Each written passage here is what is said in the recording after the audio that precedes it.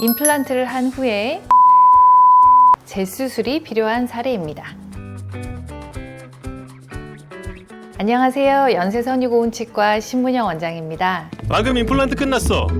이제 신경 안 써도 돼. 신경 쓰셔야죠. 관리 안 하면 붓고 피나다가 다시 하실 수 있습니다. 혹시 ECF 본 적 있으신가요? 실제로 임플란트 치료가 끝나면 더 이상 신경 쓸 게 없다고 생각하시는 분들이 많으신데요. 안타깝게도 임플란트 역시 여러 가지 요인으로 뽑고 재수술을 해야 하는 상황이 생길 수 있습니다. 오늘은 어떤 경우에 임플란트가 실패하는지 또 어떻게 재수술을 해야 하는지에 대해서 자세히 설명드려 보겠습니다.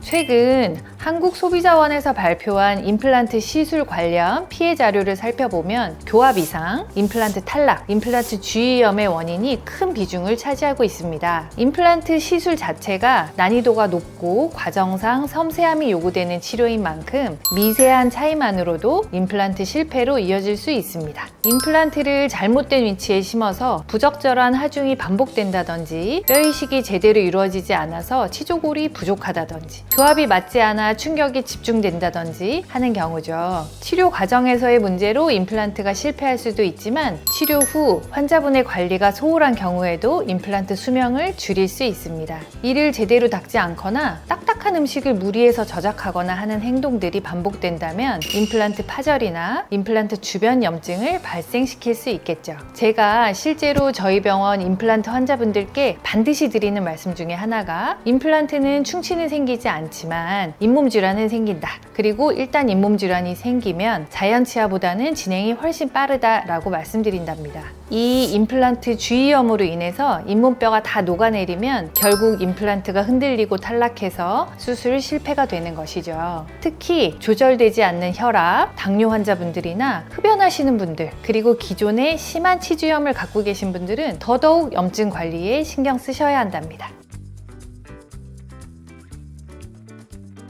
임플란트 재수술은 보통 2번의 수술을 거치게 되는데 임플란트 제거가 첫 번째이고 뼈를 재생시키고 다시 식립하는 게 2번째랍니다. 임플란트 제거는 치아를 뽑는 것보다 조금 더 힘든 작업이에요. 임플란트 주변 잇몸뼈가 다 녹은 분들은 쉽게 제거가 되겠지만 뼈가 남아있는 상태에서 제거를 할 때에는 임플란트가 뼈에 한 몸처럼 딱 달라붙어 있기 때문이죠. 재수술 시에도 고려해야 할 점이 많은데요. 왜 실패했는가 원인을 확인하고 해결하기 위한 치료 계획이 아주 중요합니다. 또한 대부분의 경우에는 잇몸뼈 손실이 매우 심하기 때문에 첫 수술보다 난이도가 높고 어려운 과정이 될 수 있죠. 자, 그러면 재수술이 어떤 방식으로 이루어지는지 몇 가지 사례를 통해 살펴볼까요? 이 환자분은 임플란트 주변에 심한 염증이 발생해 재수술을 진행한 경우인데요. 사진을 보시면 오른쪽 아래 임플란트 2개가 연결되어 있는데 그 중에 하나만 잇몸 질환이 많이 진행되었습니다. 일단 연결된 보철을 제거하고 앞쪽 임플란트는 재사용할 수 있도록 보존을 해놓고 뒤쪽 임플란트만 제거하고 재수술을 했고요.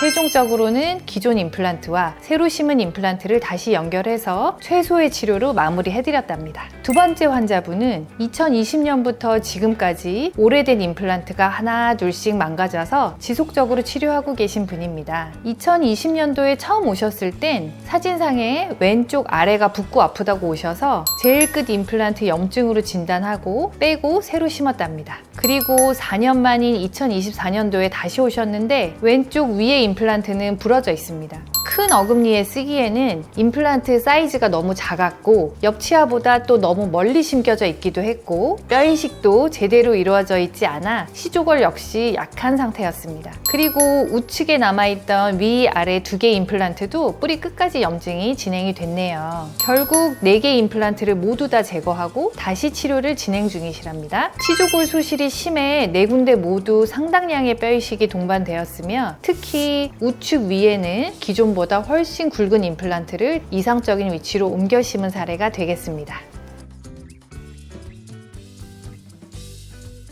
일단 수술 초반에는 한 달 이내에 불편함이 나타난 경우 신속하게 병원에 방문해 문제의 원인을 찾아야 합니다. 뼈가 제대로 굳었는지, 주위에 초기 염증이 발생하지 않았는지 확인해서 빠르게 대처해야 하기 때문이죠. 치료 완료 후에는 주기적으로 병원에 내원해서 치아 상태를 점검하고 나사가 풀리지 않았는지, 깨지지 않았는지, 임플란트가 잘 유지되고 있는지 확인하는 것이 좋습니다. 임플란트는 문제가 생겨도 아프지 않은 경우가 많기 때문에 증상이 생길 때 내원하면 적절한 치료 시기를 놓칠 수 있답니다.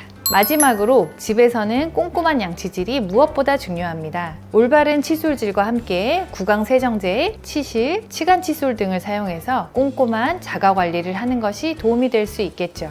임플란트는 일반 치아와 다르게 충치가 생기지 않고 자각 통증도 거의 없기 때문에 자칫 관리에 소홀해질 수 있습니다. 재수술 과정은 처음의 수술 과정보다 난이도가 높고 재수술이라는 데서 오는 심리적 부담 역시 더 크게 느껴지실 수 있습니다. 그러나 문제가 있는 임플란트를 그대로 방치한다면 주변 치아와 잇몸의 건강까지 위협할 수 있어요. 문제의 원인을 제대로 파악해 신속하게 해결 방법을 찾을 수 있도록 재수술도 전문적으로 하는 치과에 방문하셔서 치료를 결정하는 것을 권해드립니다. 지금까지 연세선의고운치과 원장 신문영이었습니다. 감사합니다.